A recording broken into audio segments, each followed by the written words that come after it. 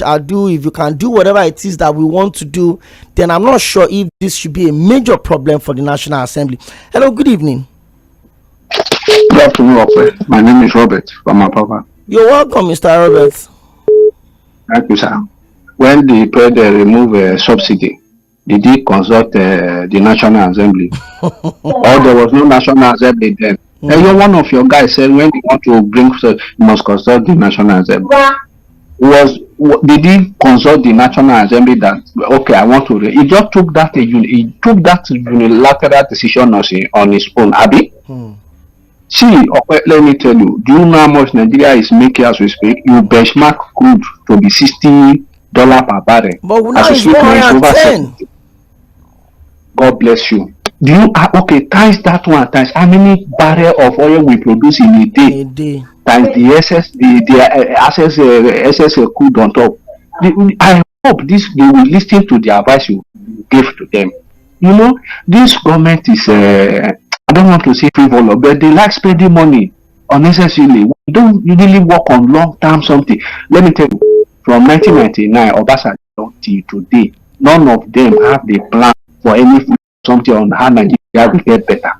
Obasanjo did not put any plan that to build any refinery. But Obasanjo had the ECA, the SS crude account. So when we had the 8 per barrel windfall back then, you know, we had a very, very good and healthy foreign exchange, whatever. I'm not talking.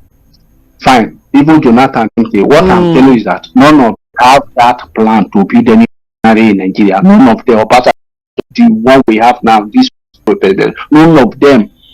They that would obsolete refinery and they were pumping billions on it.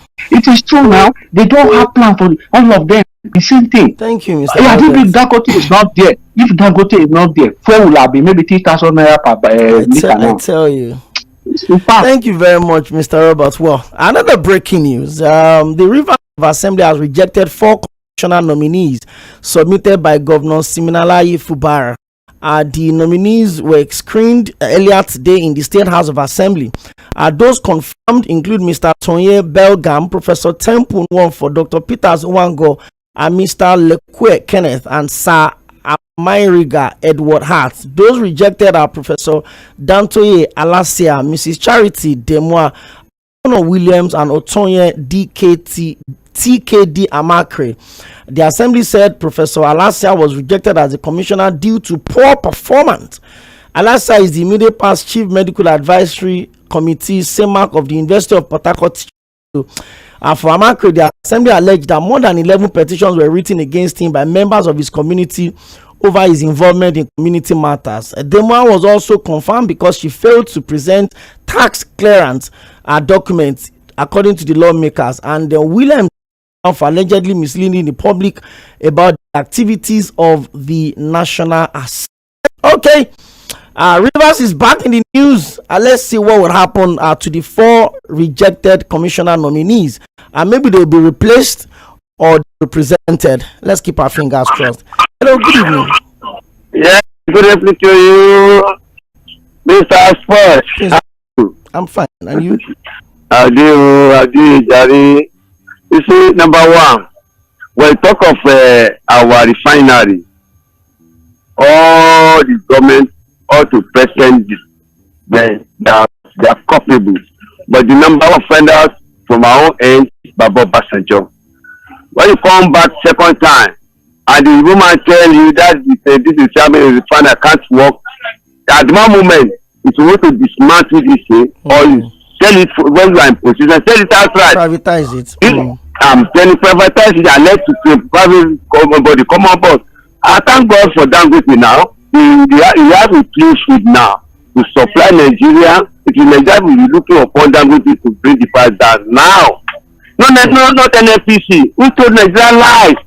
When they say the final protocol is working, where what is working, we patriotic Nigeria say, we thank God it's working. God will never drop from heaven to come and tell us this is what it is human being that is the position of authority within Nigeria that I have done this, I have done that. And it comes at the end of the day, it becomes lies. That's why we want this school to be probed. And if NFC operating they will sell this crude oil at international price because they for it take away subsidy. As of now, they will be competing with the Dangote. But as of now, the remaining worry, they should sell it off. Let the private body handle it, because anything belongs to government always go with a lot of corruption, and corruption kept us where we are today, Mr. Akinwumi. So for me, let them do away with all these things. Let Dangote at the corporation now. Let all that big men join Dangote to compete with Dangote. Ababa don't give 18 licenses. How many of them beat the refinery? Thank you. That's what always praise. That's what always praise Dangote. Other people join queue. Thank you very much. Like I said, my guest is here seated, so we'll have to switch the conversation. I know a lot of people just want to get up on these issues, but I'm sure we'll have enough time to discuss it some other time. I have a guest, and then because we're celebrating International Women's Day, we get all of those things settled. A flash break, be right back. What leadership? I have shown leadership. I have shown you cannot do this. If you do this, you pay for it.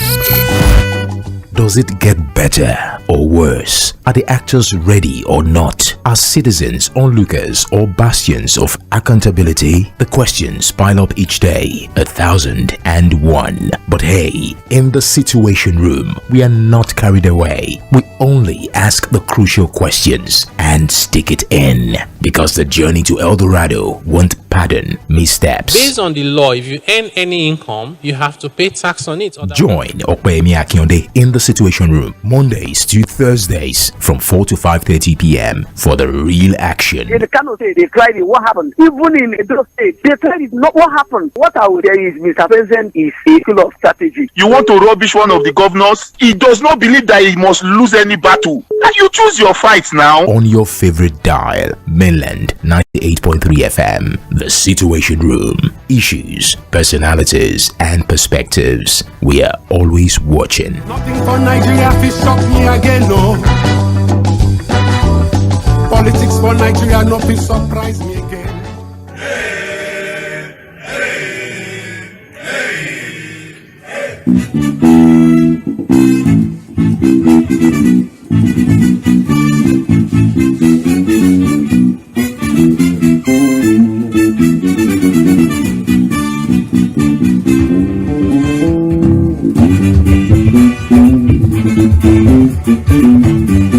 Thank you very much for staying with us. The phone lines are on fire. I mean, I had to bring up some of those things and find a way to sort some of these things out. And my guest is here. We're discussing power, politics, and gender influence in line with the celebration of the International Women's Day. Like I said, Barrister Rᴏᴏᴜ Hassan is my guest. And I mean, if you check through her profile and you understand how far she's come within a very short period of time, then you will know that, like I said in my intro, when they say behind every successful man there's a woman, I think we're moving away from that conversation. And you can go check top 10 highest earning CEOs of banks in Nigeria. I think we have about 6 or 7 of them, top banks women, big organizations globally, policy makers sitting down, presiding over nations and making expected changes. She's been at that level of politics and governance as the former chairperson of Onigbongbo Local Council Development Area. Good to have you join us on the show today. Properly addressed, Barrister Honorable Rᴏᴜᴜ Hassan. It's a pleasure to have you join us on the show today. It's a pleasure to be here. Well, I mean, Nigeria always happen on a flash. So one moment you think your coast is clear, you can get to somewhere in less than 5 minutes, and then you get stuck some of that. But it's my pleasure to have you join us on the show. It's International Women's Day. There's been a lot of narrative around the placement of what a woman can do in terms of that ceiling, and it's a conversation that interests me. I've seen people break the most difficult barriers in this life. So when people come up with that, oh, now woman should be, oh, now this, what message do you pick from it, especially with the theme of this year's International Women's Day? When you hear saying that, oh, I give women this one, the Senate Assembly, Does that in any way water down the effort of hard-working women to get to the whatever they choose to?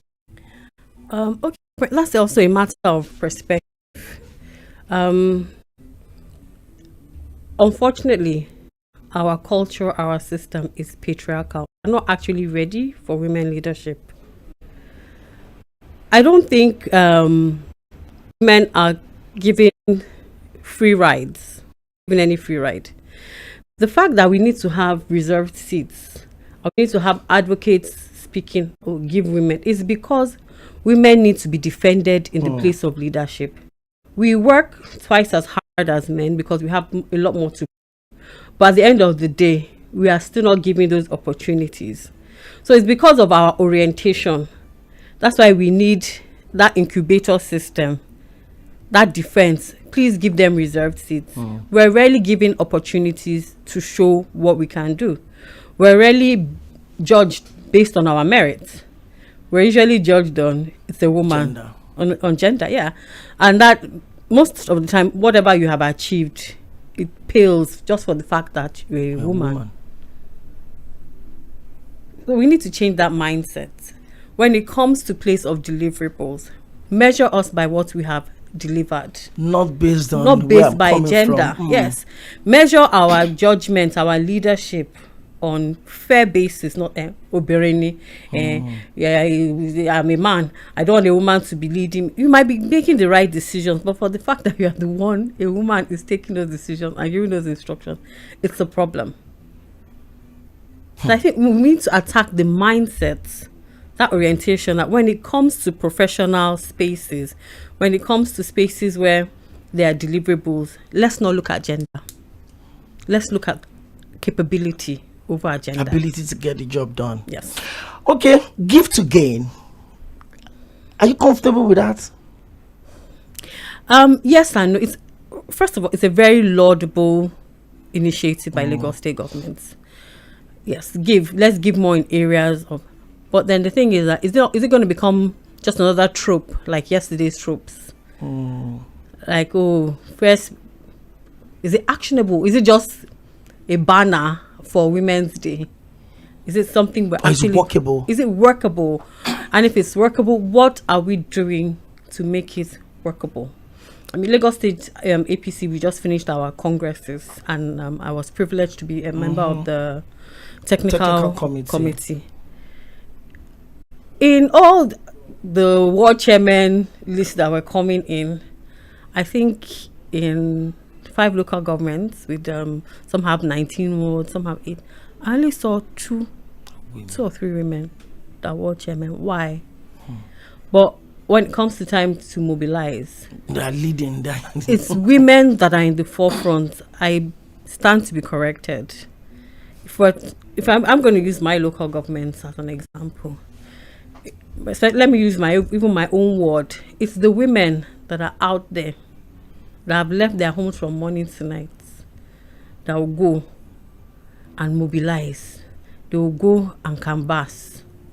They're the ones going up. But when it now comes to leadership positions, they want them to take a back seat. Yes, from Agbawa Segbe. Or they will tell you that you are overly ambitious. Take number 2 rather than number 1.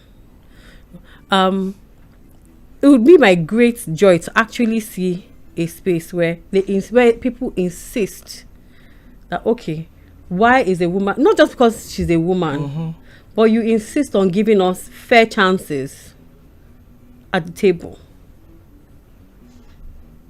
We're heavily marginalized. How many female local government chairmen are there in Lagos now?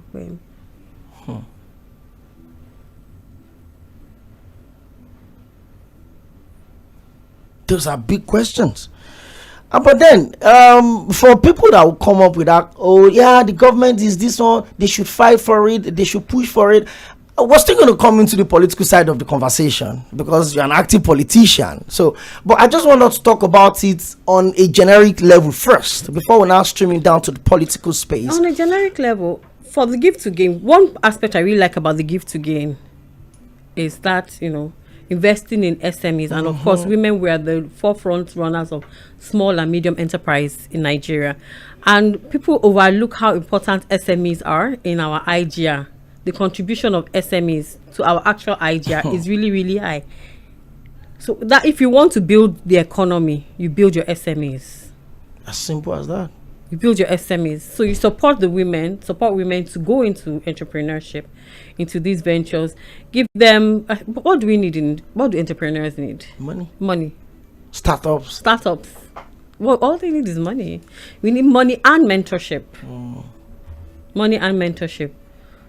Guidelines for these grassroots women. They're a group of grassroots women that I just clustered. I sent them for training under my NGO, ELPIS Community Development Initiative. They went for training. They learned how to make soap, disinfectants, and everything. So after the training, because I just didn't want it to be one of those go and train and go home. Then I'll give you 20,000 and go home. So we clustered them.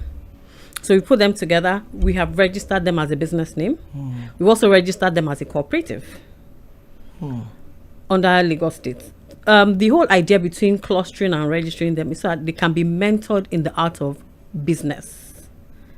Since I know the challenges that grassroots women face when it comes to scaling up and modeling a proper business structure, so they have mentors, have coaches. Don't just if you have 20,000, I go and buy chemical and start bottling it. But when the money comes, you have to use half of it to take care of the home, or use 3/4 to take care of the home. You will not grow, you will not scale. They don't know about branding. They don't know about those little details that make businesses successful. So that's why we clustered them. So women, they don't just need money, they need the hands that will guide them. They need to be taught the business of business as well. So it's very, very in-depth and intensive. So it would hurt me to see something like that, give to gain, and it's just turned into just one day, regular thing, and then you give some people. No, it's very intensive. You have to be very, very involved and intentional. Are we going to be involved and intentional? I mean, these are questions that are begging for answers. But you made mention of the issue of mentorship. When you go around social media these days, and then you look at what young people, men and women, but because we're discussing women here, you look at how people are. I'm not a moral judge. I don't scale people on morality. But I mean, you look at certain behaviors and you're wondering, like, listen, you won't tell me the next 5 years that I should forget about your past when you set camera on TikTok and you're dancing semi-naked. It's not going to work. Is there enough people that can provide mentorship? How wide is that gap between mentees and mentors? You see, first of all, you need to want to be mentored. Now that OnlyFans culture that people have, and everybody likes being naked. I don't think I'm a prude or I'm too old-fashioned. I can be a baddie, it can look good, but we like nakedness now, and then we're promoting it. So it's not just, why would I want to be mentored when I think, I'm going to be mentored? You're telling me I should be earning a salary of 200k, 300k, when I can shake my bum and somebody will tell me to come to cook in his house naked for 5 million. You see, Google what all the people it's massive, baby. When girls are seeing those kind of things, you don't want to be mentored. You don't even want to listen to a mentor. And that industry is willing buyer, willing seller. We have to demystify all those things. Some country has, I think, is it China? Someone has banned OnlyFans. We should start with things like that, because it also cuts across board. Because if you have girls that are looking for fast money like that, a guy who earns money 9 to 5, you cannot afford that. They'll tell you that you can't back them. You can't back, thank you. And so then now gets to the point that pressure tiwa.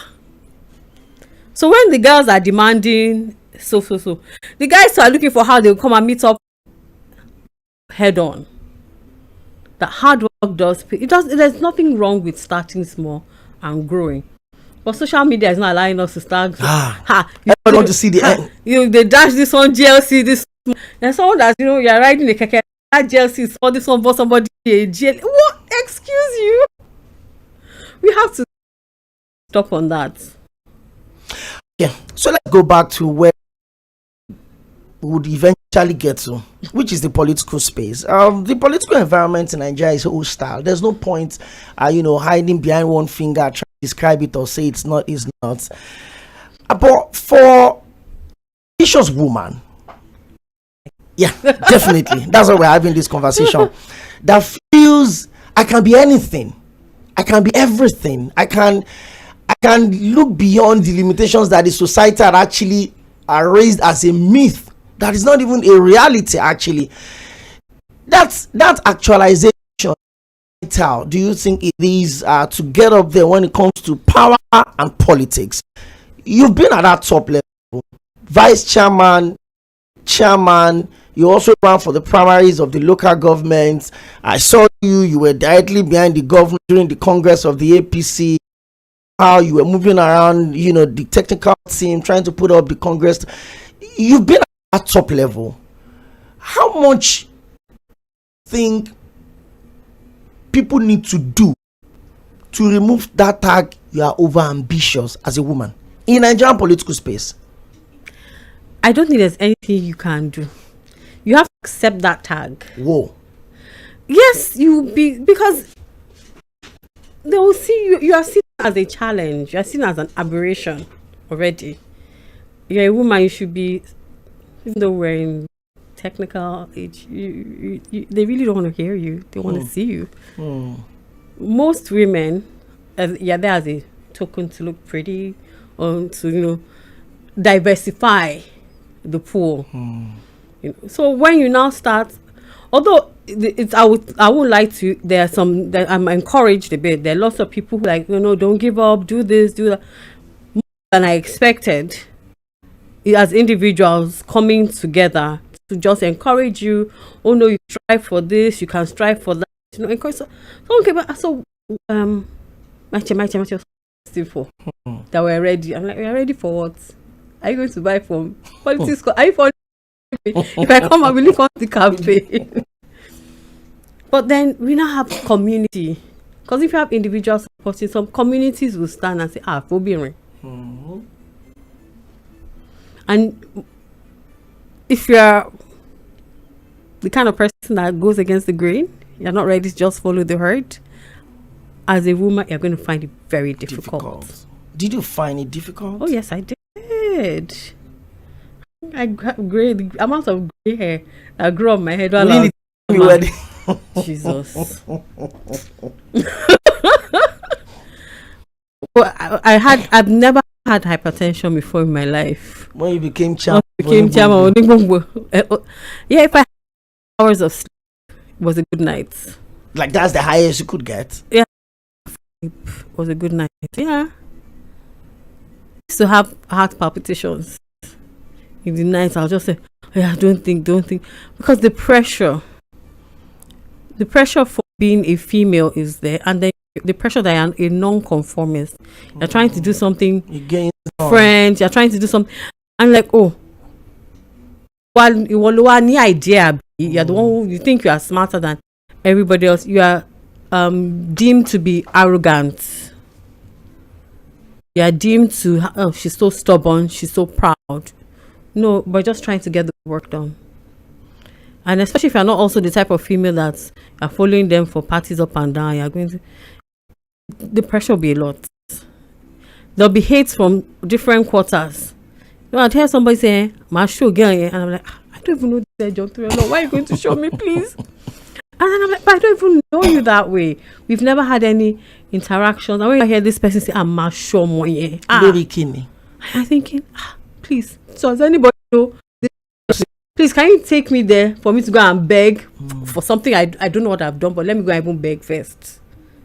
And all just because there's this perspective, since you are not doing some certain things and you are being a bit, you're trying to get the work done in a different way, you are just being seen as difficult. And then everywhere there is war against you, different kinds. And you mean you would expect that in a political space where they will say, night meeting, Sheko Lokonile, what's she doing around working late at night? And I mean, I've seen quite a lot of Nigerian women that have put up their ambitions. One of my friends in the House of Assembly, she was 26 election, but you know. Now, very recently, somebody was saying, Baba Eluje, that our ticket was a compensation to the fact that our dad was a community leader and all of that. And this is someone that I've known, that I've engaged, that she's bright, she's representing our constituency well, but they still keep putting on the fact that she got because of her father was. Is this something we'll have to do forever, or you think the dynamic will change anytime soon? And if you think it could change, what are the things that could stimulate those changes? The dynamics change, but not anytime soon. I'm going to pretend it can change anytime soon. One of the things that could stimulate that change is, and I hate to say it, it's passing of the bill for seats for women. It's extremely important. I don't like to be favored. Just because you say, well, let's get. No, I like to prove myself. I like to say, I earned this. I like myself. But we cannot prove ourselves because we get that opportunity to prove ourselves. So one of the first steps towards that, understanding that women are capable, is protecting us, giving us, the days of segregation. Before they had to protect black people going to white school before, the integration should happen. And then, so it's the same. There's a sort of mental segregation when it comes to women being in places of leadership. So we need that protection to ease. As human beings, naturally, we don't like change. Human beings, naturally, we're resistant to change. We like what we know. There's very few people that, this is different, and then they roll. But for to get to that state of, give us a platform, then gradually, I think people begin to get used to the fact that women are in some certain seats. Women are actually capable. The last election, Adamawa State,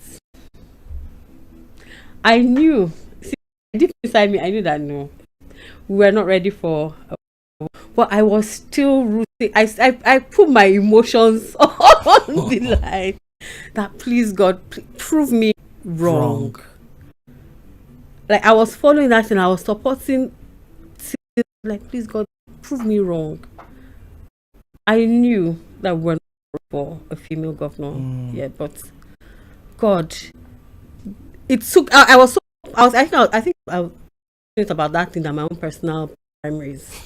That election, because it would have meant the world to me to actually see a woman break that jinx. And I wanted to see it happen. And then when a woman breaks that jinx and a woman does well, it will change the perspective. I mean, she was quite close. She was very close. And for whatever happens between. But now, people would always come up with that conversation of political willpower. Oh, they are not ready to do it yet. It's because the people don't want it. And a lot of people would also argue that women should stop expecting things to be done on a platter. Oh, you contest campaign that go into the election, you to buy form, do late night meeting, move around, do this, do that. Is the voice loud enough? And because most times, once it's International Women's Day, the gender equality will come up, this and this will come, and after that, everything will just go. We are waiting for 8th of March again the next year. It looks like it's a stereotype space. Yes. Do we have to do more? And how more is more in terms of creating this awareness and baby steps, sustainable ones, to change the narratives?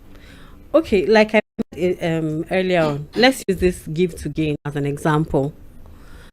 I don't think give to gain should be a slogan for International Women's Day. It should actually be an entire running initiative that give to gain. That's what we're about. That's what we're doing. We're about this give to gain. And make departments, focus on this, even be something like just affairs and policy. All ends. The Ministry of Commerce and Trade, give to gain, focus on women to an extent. I think we should have policies in place by our lawmakers in Lagos here. If we're actually really serious about this give to gain, policy has to follow it. It can't be random. And policies on every level and every sphere. Now, if we want the public to do something, the private sector to follow, we the government, we have to learn examples. It's so, it's easier for if we say give to gain it and then the public sector is doing anyhow. Private sector, I'm like, well, even people that are saying give to gain, they're not taking the lead. But when the government takes the lead and we show we're serious and we put policies in place, the private sector will follow suit. In fact, I think right now the private sector is doing much better than the public sector. I think so. When it comes to gender equality and women's rights. Lagos State, I have to give them big ups, kudos, perm sex. A lot of them are women. We're taking over good spaces in the civil service. We have to give Lagos State that credit, yes. But we need to do more in other public spaces. Okay, so let's come to you. I know a little about the drama around the primaries when of Onigbongbo during the a little about it, the that was played and all of that. For you as an experience, for you as someone that for the short time you were there, I was always seeing your for renovations here, commissioning here, jam, and because it's a CDA, so there's a little that is much more that you can do. But what did you learn within the short time that you were in that active space?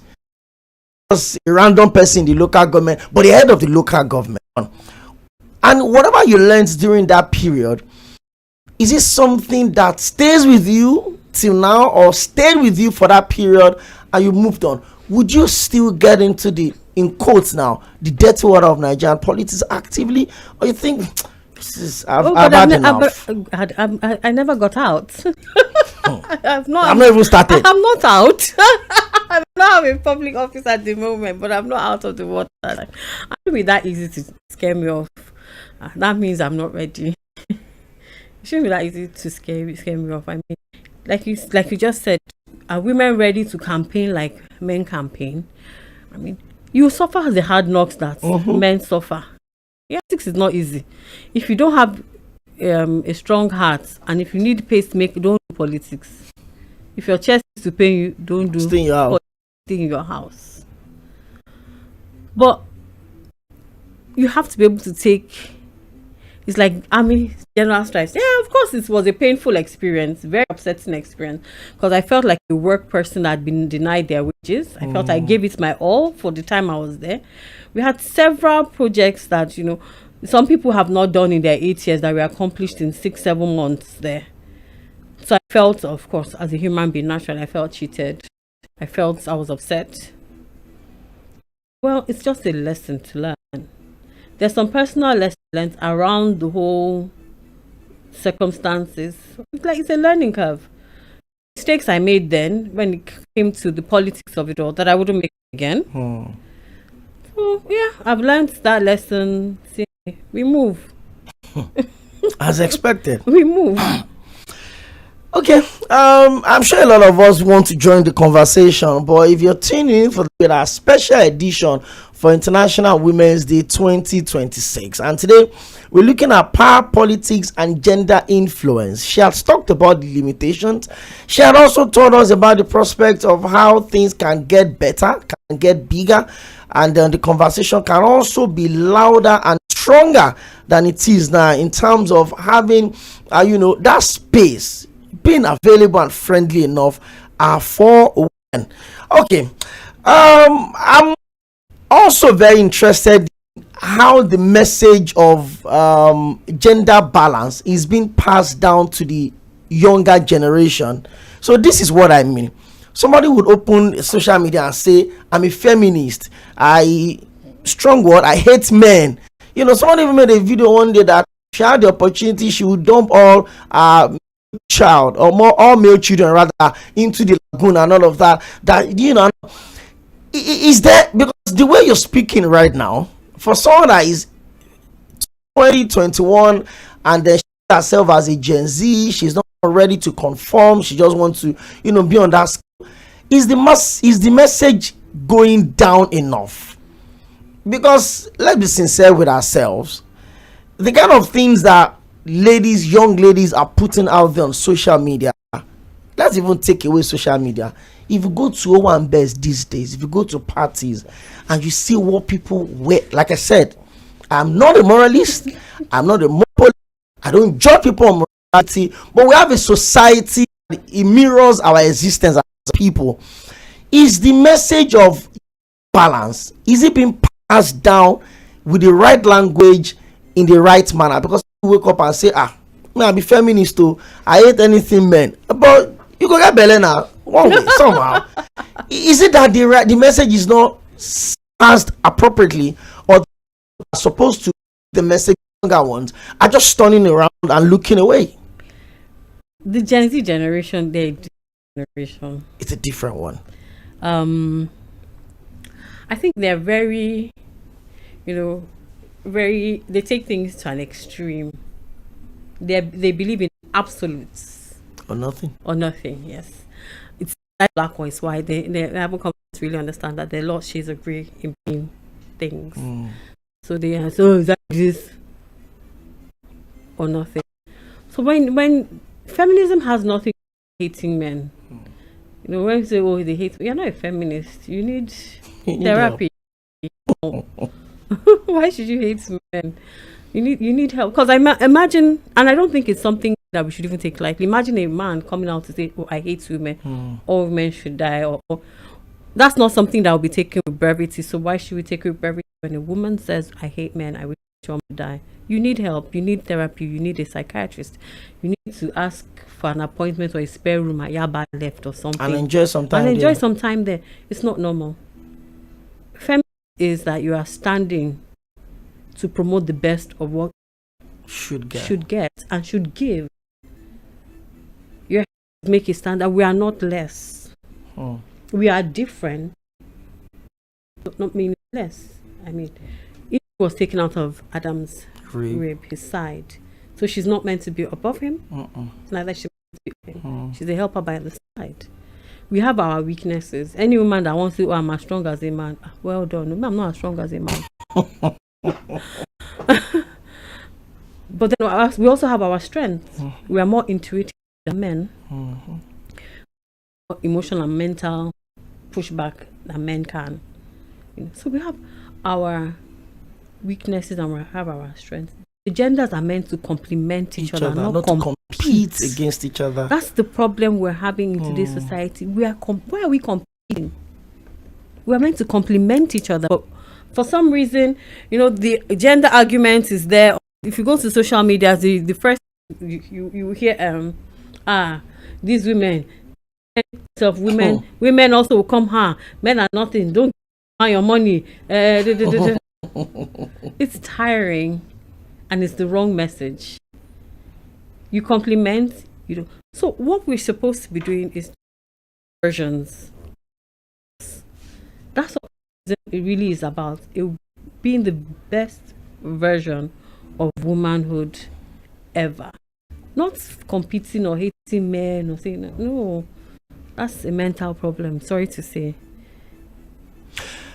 You have an NGO that is doing some amazing stuff, reaching out to the people, trying to lead from a distance. I mean, I've seen you at different times, get involved physically, and talk to us about that. And what was the drive? Why did you feel like I want to guide these people to have a defined purpose? How did that come up, and what are you up to? With the NGO, I started the NGO while I was still a vice chairman. I'd already been running it before then. I started running it in I think my first program was 2020, 2021, thereabouts. And the whole objective was, I've come into a different sphere. I'm not a grassroots born person. I learned grassroots through my job.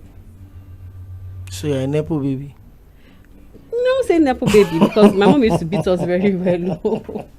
But I will not lie that I did not have shoes to go to school, or I walked 10 miles. I'm not going to tell those lies.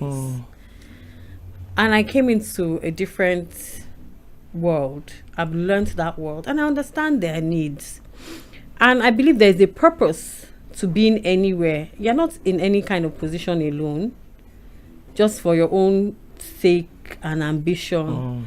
You are in a space to see a need and feel a need, unless you're a parasite. So I started the NGO then, just giving, I know. So we've been doing things like trainings. One thing I greatly believe in, and that's something that has been passed to me from my grandmother, my maternal grandmother, my mother. My maternal grandmother was big on a woman being self-sufficient. You know, and my grandmother would tell me when I was a baby, when I was a child, all alone too koshe. When I tell her this thing I can't do, it is hard, my grandmother would say no.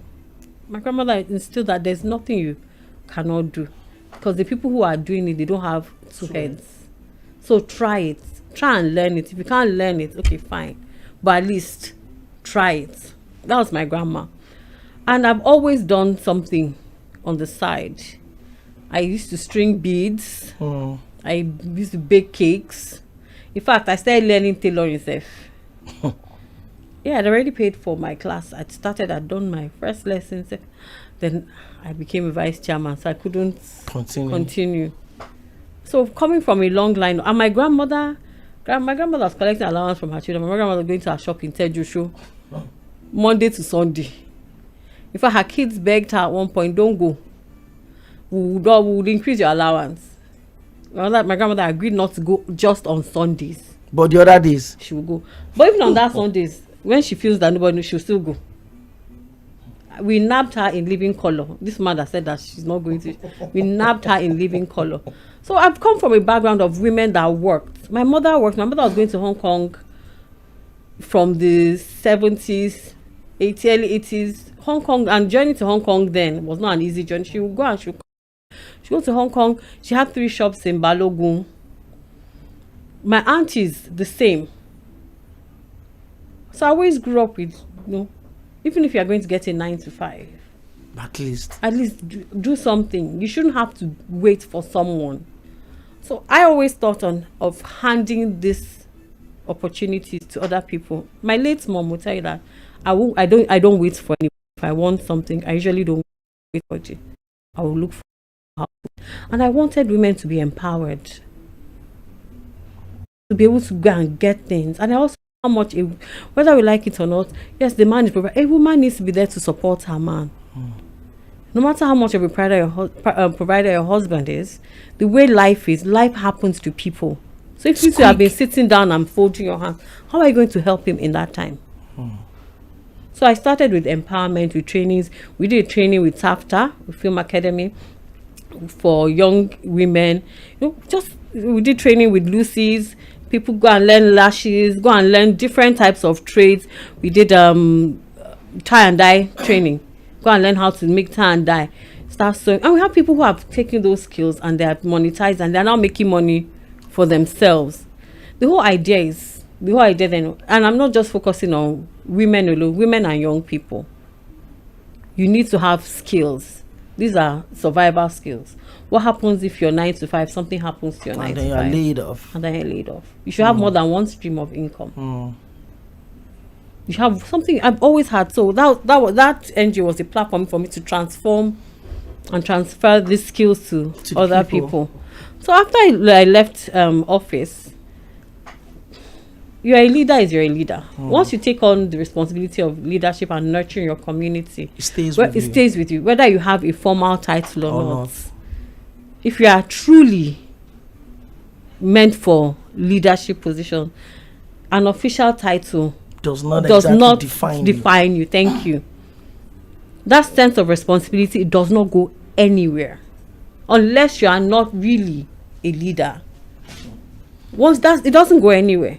So we have our people, and I know one of the problems people have is that urgent 2K, urgent 10K. It even gives me a headache. The more people who are making their money, I have less urgent 10K. My baby have died, my mommy have cried to answer. So I continued with it after I left office to the setting up people. We have a SME scheme, a pilot that we're working on right now. There's a barber shop. We've equipped it. We bought all the equipment. We'll have a barber coming. You will use that space for the duration of a year. After a year, you take the equipment, go and leave that space and go and set up somewhere else. Then we'll now turn that space into a startup, another type of, because it's another barber, we're just creating cooperation. Your customers won't go with you. Go and set up so maybe the next person will have a tailor, use that space. You're not paying rent, you're not paying for the equipment, you're not borrowing money to pay back capital. So if in a year you're not able to make enough money for then you don't deserve that opportunity. So that's one of the things that we are working on at the moment. We have the barber shop that's being set up. We hope to finally launch it. Okay, what do you want to do with your hands? You're looking for, if you can feed yourself, nobody's going to come and give you rice and tell you to change your votes. Or say they want to do empowerment. You are feeding yourself now. Or someone come with one nonsense empowerment. If you are feeding yourself, you have more self-esteem and self-respect. You can think differently. You can think differently. That's what the NGO is about. And how optimistic are you about the days ahead in terms of your political career? And I mean, I know you're quite ambitious, and I know for one that we'll start seeing you again. I don't know in what capacity, but I'm very, very sure of that. What are we expecting anytime soon? I mean, I love to take exclusives for my guests, so let's have that on this space. No, we I can keep it. I can keep it. Come on, too loud. No, not yet. But of course, definitely, you are right. The political space is very wide. That's one thing people don't realize. People usually just focus on some certain aspects, is this or nothing. But the political space is so wide. I was contesting for primaries for the chairman position. I kept praying through the whole, about the whole but I prayed every day. I'd pray and I'd ask God, should I leave this thing or should I go on? Because I don't believe that the seat of the chairman of the local government is the be all and end all. The space is so wide. There's so many things to do. And there might just be another space that God will find me more effective than the other side, than that place. So I just said, what should I do? But I kept on, and when I finally got the leave it, and I left it, because I'm a fighter to the bitter end. That's me. I will fight something to the very end. I'm sure that this is the end of it. This is the end of it, yeah. But and I got to certain stages, and I know that having done all to stand, I did all to stand, and I was proud of myself. So I left with my head up high and with no regrets, because I knew that's not the space God wanted me to be at that time. Some people ask me, are you going to contest in 4 years? And I said, for what? I've been a vice chairman, I've been a chairman. I didn't leave anything in council now. So I'm done. I've dusted it. Ahead. I'm done. There's nothing. There's absolutely nothing. And in 4 years, so I'm going to sit around for 4 years and then go back to the same seat. That's called stagnancy. People go for deliverance for those things now. You go and pastor and pray. You're telling me I should stay and go back to one local government. No. All right. This conversation can go on, but we certainly have to go. And tomorrow is also going to be another woman that'll be joining us on the show tomorrow at 4. I'm going to be joined by Mrs. Petra Akinte Onyegbule, the former Chief Press Secretary to Governor Yaya Bello of Kogi State. She's going to be my guest also tomorrow. I wanted to have a setup with both of them today. I didn't tell Barrister Hassan that I was going to be bringing her, but when she saw the flash, she was like, she will have joined today, but she had a meeting, so she's going to be joining us tomorrow because she had transitioned into the corporate space now, and I want her to share the experience of what it felt like, being the spokesman for a governor as controversial as Yaya Bello and now operating in the private sector. So don't miss tomorrow's edition. But we need to leave right now. The girl child is listening to you, Honorable Barrister Hassan. What message would you send to her, especially in the face of maybe the wrong people sending in messages? Young girls have phones now and they see what supposedly big girls are doing on social media, and then she feels like, so if I actually do this, I can also make quick money. What message do you want to give to that girl child listening to us today? And let's wrap that up quick. The light that burns too quickly, burns too bright and burns too quickly, it dies very early. It dies soon. It's good to look good. I will never ever say, you always look good. Thank you. It's good to look good, but as a woman, the girl child, I will tell you that God has deposited so much more into you. You're more than your looks. You're more than pretty privilege. You're more than waiting for a man to fulfill your bills. There's so much you can do. Just stick in there. I mean, we have so many role models. Like you said, some of the top CEOs earning high salaries in Nigeria, quite a few of them are Nigerian women. Why wouldn't you want to be in those spaces? Why do you want to be someone giving you the money? You should be calling the shots of your own life. So hang in there. Don't be confused by flashy things that you see. Objects in social media look a lot cooler than they are in real life. You don't get to see the nasty parts of the rest of their lives. So stay safe, stay in school, and give it all your best. And give it all your best. I know that my guests didn't want to give us the exclusive, but I'll find a way to get it out, and I'll certainly bring that to you. Thank you so much, Barrister. You'll be the first. In fact, before I tell you other person, you'll be the first to know. Now you're talking. This one is for you. The first to know. Thank you very much, Barrister Rᴏᴏᴜ Rᴏᴏ, and the immediate past local government chairperson for Odingbongbo Local Council Development Area. Well, power politics and gender influence. We've looked at the prospects, quite bright.